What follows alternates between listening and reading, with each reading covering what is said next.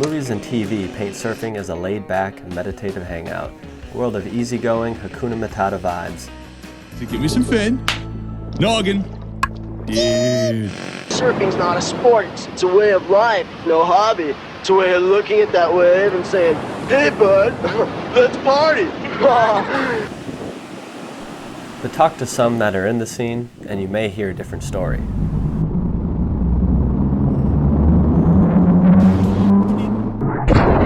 People have been so rude, at least in my experience. Sometimes you get like an asshole here or there. And then another guy right next to her will like throw a fit that she didn't catch the wave. It's like, chill out. There'll be one guy out and you'll be like, who are you? What are you doing here? Why are you surfing this wave? Who told you about it? And you see your fair amount of fights and whatnot every once in a while. Guys would bring knives out in their wetsuits and either threaten people with their knives or they'd swim up behind And cut the leash. So you lose your board and you gotta go swim in. Like Venice and shit, Jay Adams, some of his stories are insane. I mean, if he tells you to get out and you don't get out, he's gonna find your car, take your battery out of it, and go throw it in the ocean. Beneath the sun-soaked image lies aggressive localism, strict etiquette, and real danger. So before you grab a wave storm and paddle out, let's take a step back. To really understand California surf culture, you need to know its history and what you're in for when you enter the lineup.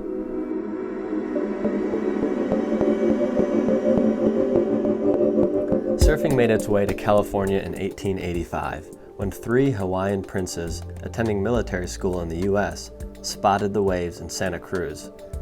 Inspired, they crafted surfboards from local redwood and rode the first documented waves in American history. It was again Hawaiians who would popularize surfing, with legends Duke Kahanamoku and George Freeth putting on clinics and capturing hearts across the coast. Before long, California had carved out its place amongst the most monumental of surf coasts in the world. The wetsuit was even invented in Berkeley and first adapted for surfing by Jack O'Neill in San Francisco. That's another myth I want to dispel about California. The water is not warm. I'm from Wisconsin, and I was expecting the Bahamas the first time I surfed, down in San Diego. Even all the way at the south end of the coast, the Pacific Ocean rarely hits 70 degrees, and in year-round surf-crazy cities like Santa Cruz, the average water temperature is in the 50s throughout the entire year. Despite the cold, the sport has swelled to become a generational tradition, with over 400 documented surf breaks stretching from San Diego to Crescent City. Legendary spots like Santa Cruz, Malibu, and Huntington Beach have cemented themselves as world-famous surf destinations, celebrated for their consistent waves and deep-rooted surf culture. But as surfing's popularity has surged, so has the number of surfers in the water. With more people paddling out than ever, the space between experienced locals and first-time surfers has narrowed, creating a tension known as localism. So, what does localism actually look like? Always places that you go where people want to be by themselves. I mean, you go over to East LA, or you go down to San Diego, or you go up to Malibu. There's certain spots where locals just want to hang out by themselves. And there's a lot of space because we keep it like that. We fucking hassle people. We'll burn you every single way. There's still fights down here. People just fucking duke it out.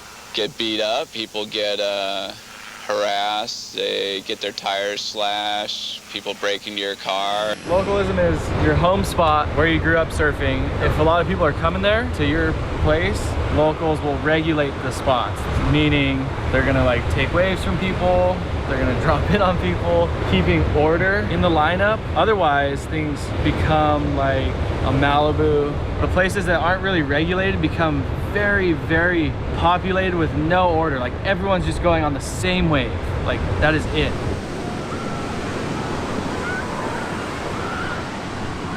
There's only so many points. They're looking at Topanga, that's way too crowded. They're looking at Malibu, that's way too crowded. Then they end up here, and it's like, man, come on. No, it's not LA. This was the last beach to shut down for COVID.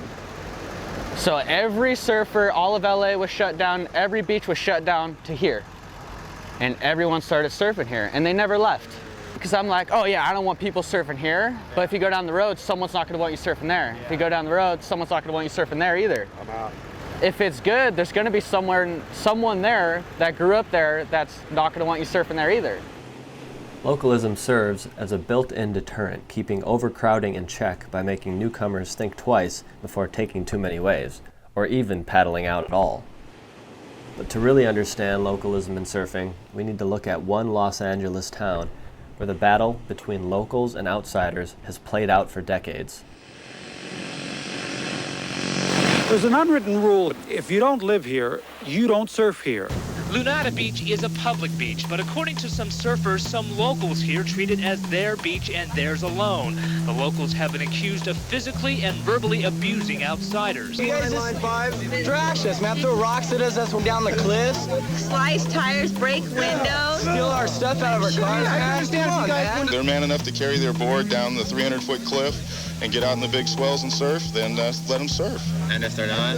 If they're not, then they should go to a flat beach. My dad's told me ever since I was a little kid, never surf here, because when he was a kid, he got rocks thrown at him, and now he says it's just those kids. They're yuppies, just get bitter and throw rocks. Me, swing me, Pops. I'm swinging. Swinging me, Pops, go ahead. I'm not. He won't surf here again, though. Got it? Got it? You got it, son? But it's this type of localism that has led to a turf fight over beach rights. And they have like their own little thug squad that drinks up there and hangs out that's kind of doing it for them. They got their own like vigilante crew up there keeping people out. Higgins and several other Torrent surfers filed a $6 million claim against the city of Palos Verdes Estates last month for alleged harassment and turning a blind eye to the dangerous conditions. The city rejected the claim. Despite media scrutiny and ongoing pressure on local authorities, tensions continued to boil beneath the surface. That is, until a recent landmark lawsuit. Lunada Bay in Palos Verdes Estates will not be just for locals anymore. The city is settling a lawsuit accusing officials of not stopping a local group of surfers from bullying and harassing out-of-town surfers. Palos Verdes Estates must now install new walkways, benches, and signs at the secluded spot to welcome everyone and make sure complaints over so-called surf localism are actually addressed. While this case technically affected just one small beach in LA, its impact ripples far beyond. A dark omen for local surfers in the battle to keep their surf spots sacred.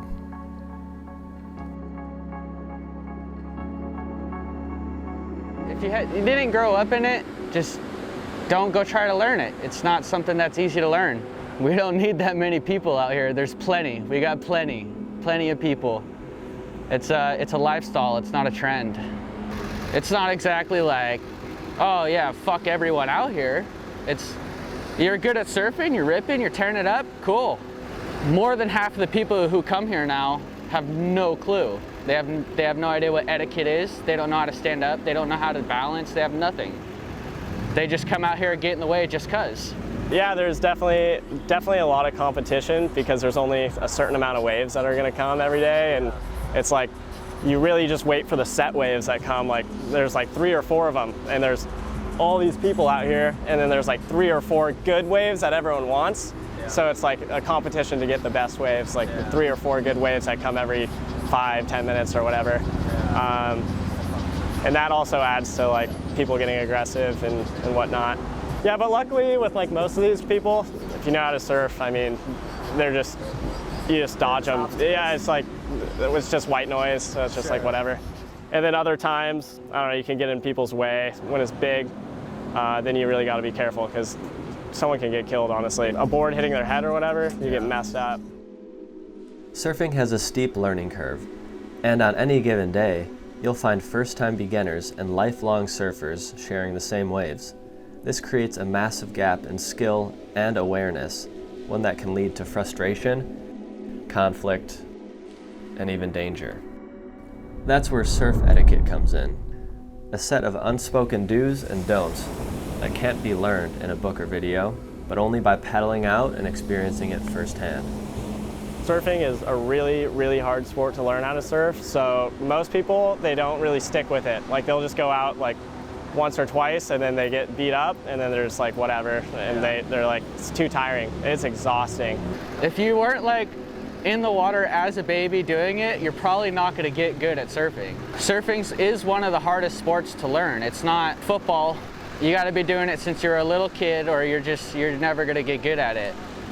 You didn't grow up in it, don't do it.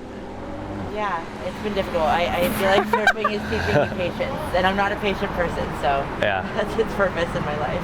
You have to just know the rules a little bit. That's all. Sure, Like sure. driving on the freeway. Panga, it's a bit territorial for sure. Every spot has its own nuance because of the break itself. The majority of the Topanga locals, or any spot, the majority of them went through their apprenticeships. It took me 10 years of just being invisible, and then 10 more of breaking bread and working my way up. To learn how to surf, you have to be super, super dedicated. Like I'm talking, at least go 5 days a week, and at least 5 days a week, and for at least 1 month straight, do that. And you'll feel so beat up, but that's the only way to learn, honestly.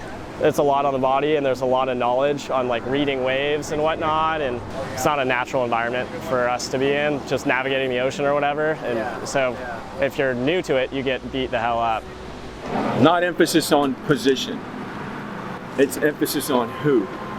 Because if that person did the time and knows how to respect that wave and is going to get the best out of it, they're in position.